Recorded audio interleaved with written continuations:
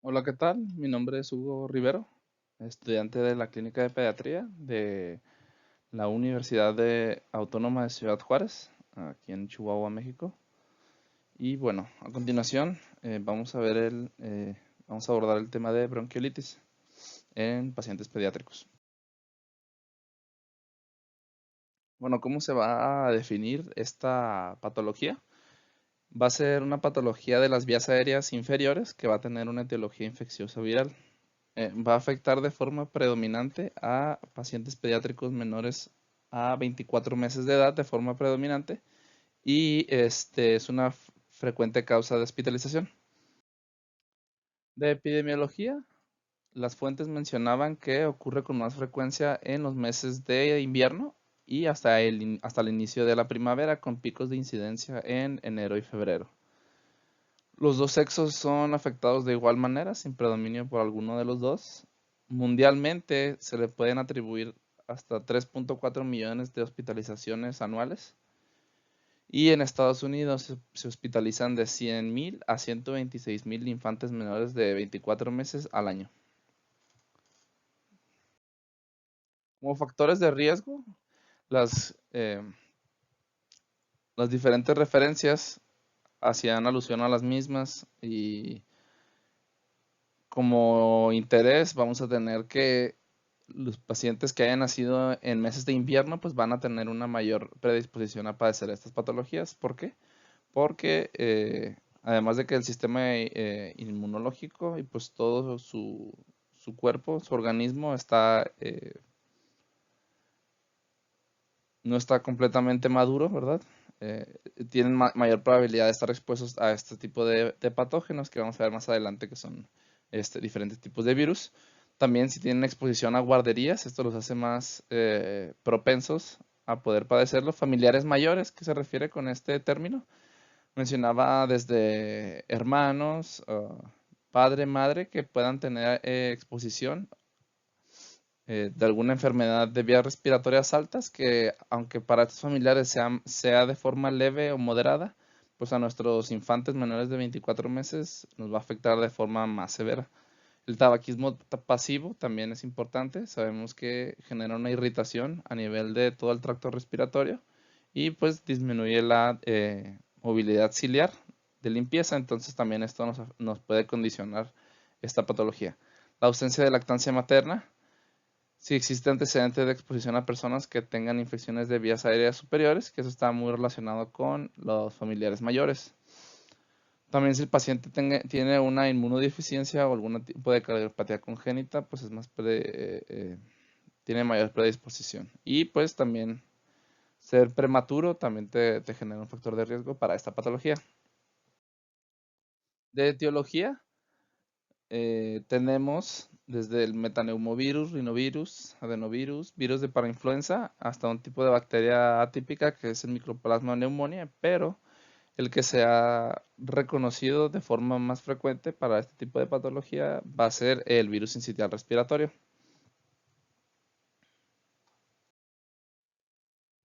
Hablando un poco de fisiopatología, eh, se mencionaba que se va a iniciar con una infección del epitelio de el tracto respiratorio inferior por nuestro virus sincitial respiratorio. Una vez que se dé la infección, se va a activar una cascada inflamatoria con una muerte celular de lo que viene siendo nuestro epitelio.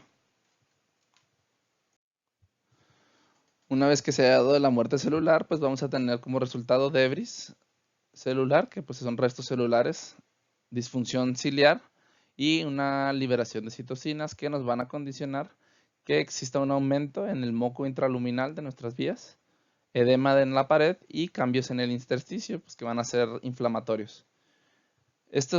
La suma de todos estos nos va a generar al final un desequilibrio entre el cociente ventilación-perfusión, que como resultado ya clínico pues nos va a generar un distrés o una dificultad respiratoria en grado variable dependiendo de qué tan grande fue la afección y un riesgo también de posibles atelectasias en estos pacientes.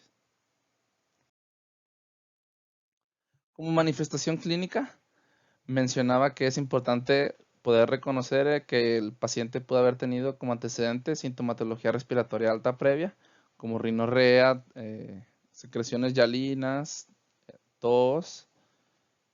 Puede existir también, como mencionaba aquí, hiporexia, disminución en el apetito de los pacientes. Entonces, aunque esta hiporexia pues va a ser un dato que va a ser no específico, es importante tenerlo en cuenta.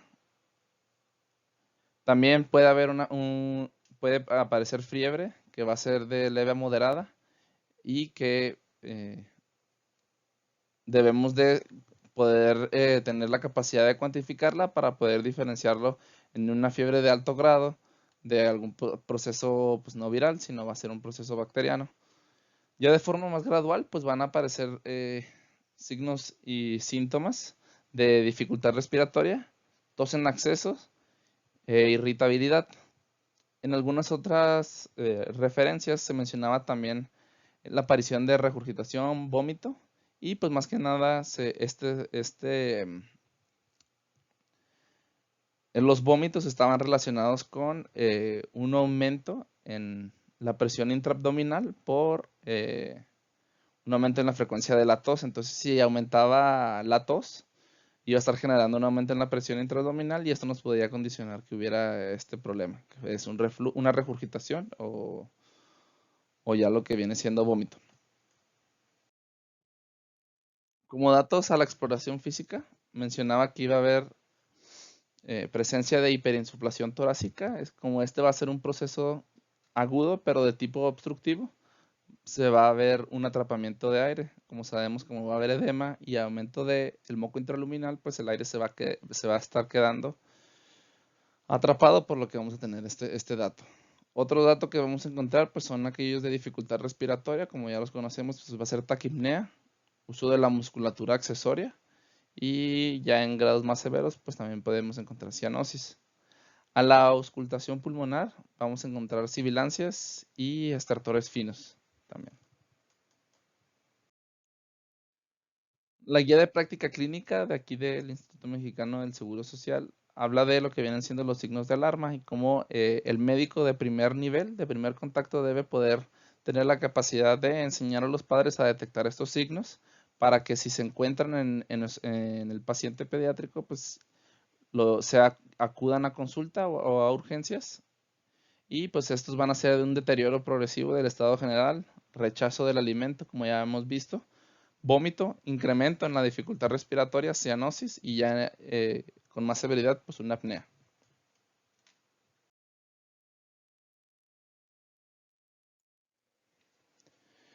Bueno, en esta patología el diagnóstico va a ser principalmente clínico y aquí como menciona que significaría particularmente en un infante anteriormente sano.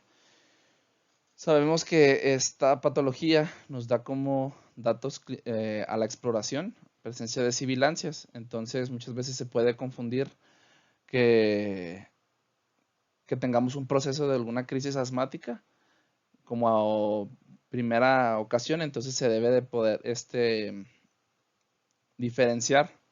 Obviamente que no es tan sencillo, pero pues si el clínico tiene una buena instrucción, pues es importante que sepa diferenciarlos. ¿Y qué significa anteriormente sano? Pues que el paciente nunca haya presentado algún periodo de sibilancias. Claro que y llega a consulta o a urgencias con estos datos clínicos que vimos anteriormente, pues tenemos que descartar de cualquier forma que sea una bronquiolitis, además de que pueda ser algún proceso asmático. Existen diferentes escalas que pues, nos van a ayudar a estadificar la gravedad de cómo llegan estos pacientes y pues la necesidad de que esto se intervenga dependiendo de la severidad. Bueno, a continuación en esta tabla que agregué en las diapositivas, es una tabla que encontré en las guías de práctica clínica que van a ser de la Asociación Americana de Urgencias Clínicas. Entonces, este es el que utilizan en Norteamérica. Es importante aquí, antes de empezar con lo que viene siendo la revisión de la tabla, mencionaba que la evidencia no siempre apoya el uso de estas herramientas para estadificar para usarlo de forma sistematizada ni su valoración para ser hospitalizado. Entonces es importante mencionar que se mantiene siendo un diagnóstico y una valoración meramente clínica.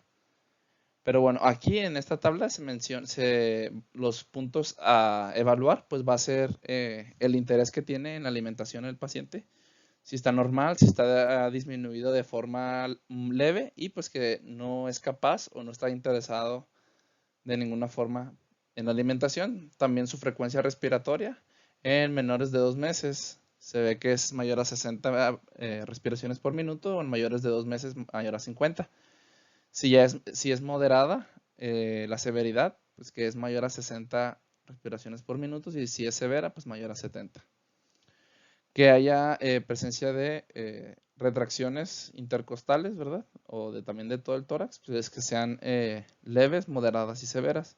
Si hay presencia de también aleteo nasal, los primeros dos, en leve y moderado, pues van a estar ausentes y ya va a estar presente en una severidad ya grave. Como pulsoximetría, una de 92 o mayor a 92%, pues nos va a indicar que hay una buena saturación, por lo tanto va a ser leve, de 88 a 92 ya va a ser moderado y debajo de 88 pues ya va a ser severo o muy grave. Y pues el comportamiento del infante, si es normal, si tiene irritabilidad o si ya está letárgico en un grado más severo. Como exámenes complementarios, mencionaba que la radiografía de tórax nos va a poder mostrar eh, presencia de hiperinsuflación pulmonar y atelectasias difusas, claro, teniendo la capacidad de poder identificarlos en estas radiografías. Mencionaba aquí que no se utiliza de forma sistematizada. ¿Para qué se indica en estos pacientes? Cuando se tiene una cierta duda del diagnóstico, entonces lo que vamos a utilizar es para descartar otras patologías que también nos vayan a estar generando dificultad respiratoria. Mencionaba en unos estudios que se había asociado el uso de la radiografía de tórax con un aumento en lo que viene siendo la indicación de antibióticos, entonces obviamente que no estaba recomendado porque como habíamos visto, pues es una enfermedad meramente viral. También en exámenes de sangre y de orina no estaba recomendado su uso sistematizado. Como tratamiento, la base del tratamiento será siempre soporte y que tenemos que asegurar una adecuada función respiratoria a través de los siguientes 3 puntos principales. Estos serán, en primer lugar, la aspiración de secreciones, el uso de oxígeno suplementario y una hidratación, ya sea por vía intravenosa o vía nasogástrica. Entonces, el primer punto a tratar pues, va a ser la aspiración de secreciones. ¿Cómo nos va a ayudar nuestros pacientes? Pues va a proveer un alivio para la dificultad respiratoria al eliminar pues, gran cantidad de estas secreciones nasales y orales.